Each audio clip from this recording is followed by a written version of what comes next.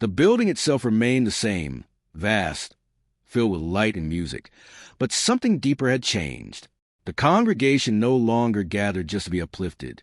They gathered to stand together in empathy. Sermons became less about distant hope and more about present endurance. The message was no longer just things will get better, but also it's okay to feel broken along the way. For Joel Osteen, stepping back into that environment was both comforting and challenging. Every word he spoke now carried a personal weight. When he talked about perseverance, it wasn't theoretical. It was something he was actively living. When he spoke about faith, it wasn't from a place of certainty, but from a place of seeking. And perhaps that's what resonated most with people. His vulnerability made his message feel more real than ever before. Outside the church walls, reactions continued to pour in from around the world. People shared their own stories of loss and resilience, creating a kind of global conversation about pain and healing. Some wrote letters, others posted messages online, all united by a simple desire to let him know he was not alone. It was a powerful reminder that even those who lead are, at their core, human beings in need of support. Yet, not all reactions were sympathetic. There were critics who questioned his message, who wonder how someone so closely associated with positivity could reconcile that with such visible heartbreak. But in a strange way, even those voices added to conversation. They highlighted the complexity of faith, the tension between belief and reality, and the challenge of maintaining hope in the face of undeniable pain. Through it all, Joel Osteen remained steady, even if that steadiness looked different than before. He no longer tried to present an image of unshakable confidence. Instead, he embraced honesty. He acknowledged the difficulty of his situation without losing sight of the principles he had always taught. It wasn't about having all the answers. It was about continuing to believe, even when the answers fell out of reach. There were moments, however, when the weight seemed almost too much to bear. Close friends spoke at times when he withdrew, when the usual rhythm of his life paused. These were not moments of weakness, but moments of humanity, necessary pauses in a journey that demanded both strength and reflection. It was during these quieter times that he began to rebuild, piece by piece, finding a new sense of balance in a life that had been unexpectedly disrupted. Gradually, a sense of purpose began to emerge from the pain. What had once felt like an overwhelming burden started to take on a different meaning. He began to see his experience not just as something to endure, but as something that could help others. His sermons began to include more personal reflections, more moment of openness, more acknowledgement of life's uncertainties. And people responded, not just with applause, but with understanding that in many ways, this chapter of his life became a turning point. It challenged the perception that faith is about constant victory, and instead revealed it as a journey that includes struggle, doubt, and growth.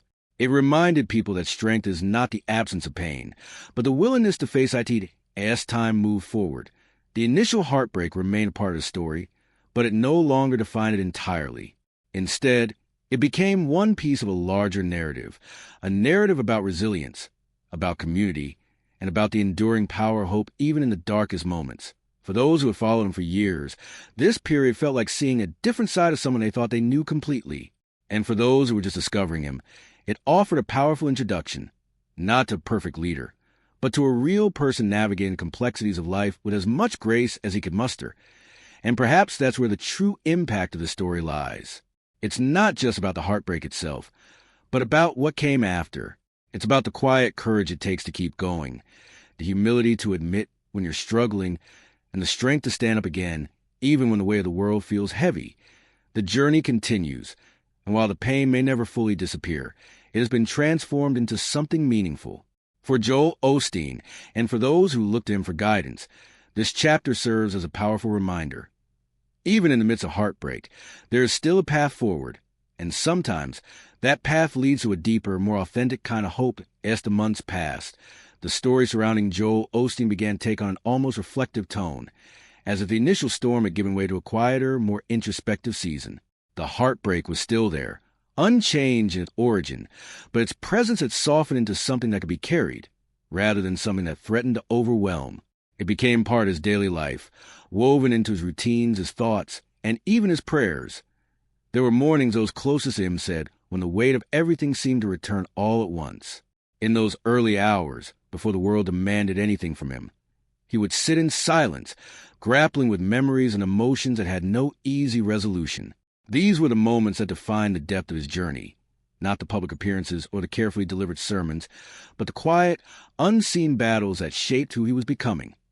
Yet even in those moments, there was a subtle shift taking place.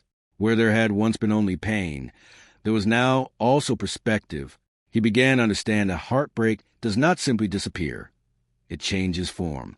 It teaches, it humbles, and sometimes it opens doors to understanding that could not have been reached any other way. This realization didn't make the pain easier, but it gave it meaning. And meaning, in many ways, made it bearable. Back at Lakewood Church, the atmosphere continued to evolve. The congregation had grown not just in numbers, but in emotional depth. People weren't just attending services. They were connecting on a level that felt more genuine than ever before. Conversations after sermons lingered longer. Prayers felt more personal, and there was a shared understanding that everyone, regardless of their outward appearance, carried something within them. Joel Osteen's messages began to reflect this new reality. He spoke more often about endurance than instant victory, about faith as a process rather than a destination. The news about Joel Osteen spread quietly at first, like a whisper carried to the pews of a half-empty church. At the start, many dismissed it as rumor, another piece of gossip destined to fade away. After all, Osteen had built his reputation on unwavering positivity, on a message that seemed almost immune to the weight of tragedy. But as hours turned into days, the tone shifted. The whispers grew louder, heavier, until they could no longer be ignored. Something serious had happened, something that shook not only his congregation, but also the millions who followed him across the world. For decades, Joel Osteen had stood as a symbol of hope from the pulpit of Lakewood Church. His words had lifted people out of despair, urging them to believe that brighter days were always ahead. His sermons weren't just messages. They were lifelines for many who felt lost. That's what made this moment so different.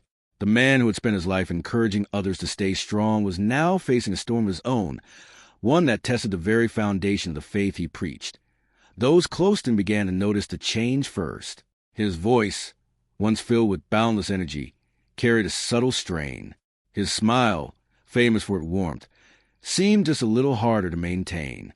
Behind the scenes, the reality was far more complex than anyone could have imagined.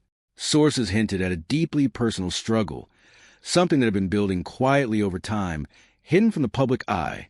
It wasn't a scandal in the traditional sense, nor was it a sudden event. Instead, it was something far more human: pain, loss, and the kind of emotional weight that no amount of public optimism could fully shield. Members of his congregation reacted in different ways.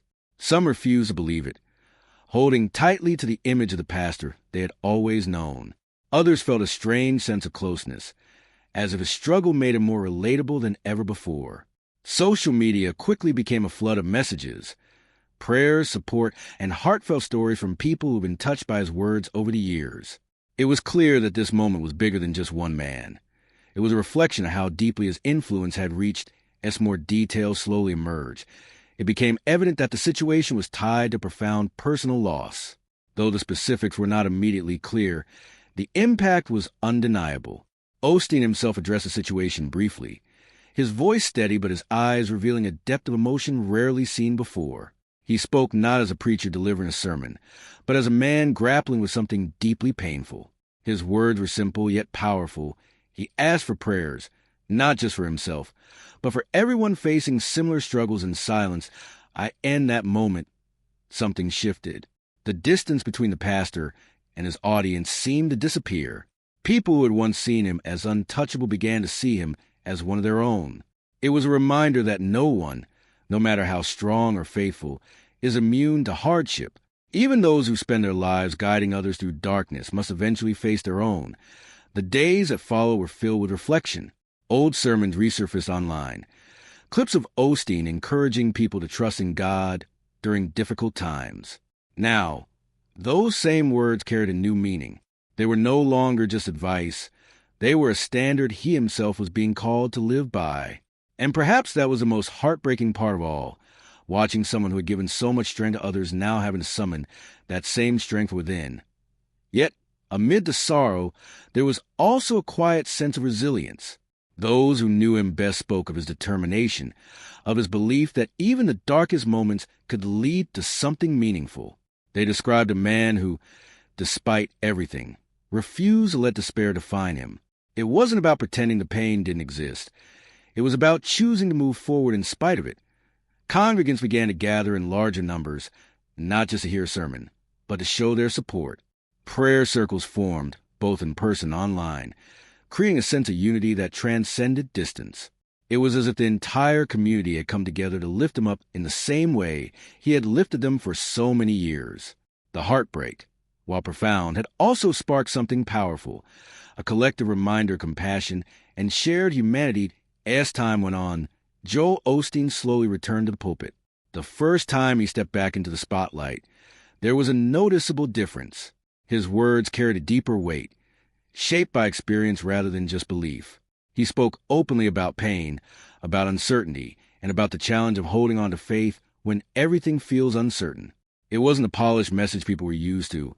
It was raw, honest, and deeply moving that in many ways, this chapter became one of the most defining moments of his life. It revealed a side of him that had rarely been seen before, a vulnerability that made his message even more powerful.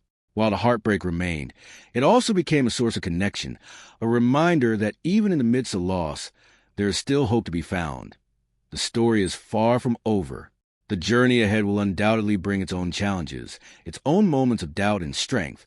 But if there is one thing this experience has shown, it's that even in the face of heartbreaking news, the human spirit has an incredible capacity to endure. And for Joel Osteen, that endurance may ultimately become one of the most meaningful messages he has ever shared. As the days stretched into weeks, the emotional weight surrounding Joel Osteen did not simply fade. It evolved. What began as shock slowly transformed into a deeper, more reflective kind of sorrow. For many, it wasn't just about what had happened to him, but what it represented. People began to see their own struggles mirrored in his, their own silent battles reflected in the eyes of someone they had long admired from afar. Behind the scenes, those closest to him described long, quiet moments, times when the noise of the world faded and reality settled in. It was during these moments that the true depth of his heartbreak became clear. This wasn't something that could be resolved with a single prayer or a single sermon. It was a kind of pain that lingers, that reshapes you, that forces you to confront questions you may have spent a lifetime answering for others, but never fully for yourself. His family, often seen smiling beside him in public appearances, became his strongest support system. They stood together, not as figures in the spotlight, but as a family navigating a deeply personal storm. There were no cameras in those moments, no audience, just shared silence, shared tears, and the quiet determination to keep moving forward. Those who witnessed the side of his life spoke of a bond that seemed to grow stronger in the face of adversity. A.T. Lakewood Church. The atmosphere shifted in a way that was almost impossible to decrypt. There was a noticeable shift in tone, less polished, more grounded. And while some longtime followers missed the earlier style of unwavering optimism, many found this new approach even more powerful. It wasn't just inspiring, it was real. Beyond the church, his influence continued to ripple outward. Interviews and appearances took on a different character. When asked about his situation, he no longer avoided the subject or wrapped it in abstract language. Instead, he spoke plainly, acknowledging both the pain and the lessons that came with it. His honesty resonated deeply, especially in a world where vulnerability is often hidden behind carefully constructed images. At times, he would reflect on his earlier years in ministry, the messages he had delivered, the advice he had given. There was no regret in his reflections, but there was a deeper awareness. He understood now that while hope is essential, it must coexist with honesty, that people don't just need encouragement, they need to feel seen in their struggles. This understanding began to shape not just what he said, but how he said it. His family, too, continued to play a central role in his journey. Their support remained steady, a constant in a life that had been shaken. They celebrated small victories together, moments of laughter, days that felt lighter than others, signs that healing, however slow, was taking place. These moments didn't erase the past, but they reminded him that life, even after heartbreak, still held beauty. There were also moments of unexpected connection, encounters with individuals who shared their own stories of loss and resilience. These interactions often left a lasting impact, reinforcing the idea that pain, while deeply personal, is also universal. In listening to others, he found a sense of solidarity, a reminder that he was not alone in his journey. Gradually, the narrative around him began to shift. What had once been described as heartbreaking news was now seen as a story of transformation. Not a complete transformation, not a neat or finished one, but an ongoing process. It was a story that didn't shy away from pain, but also didn't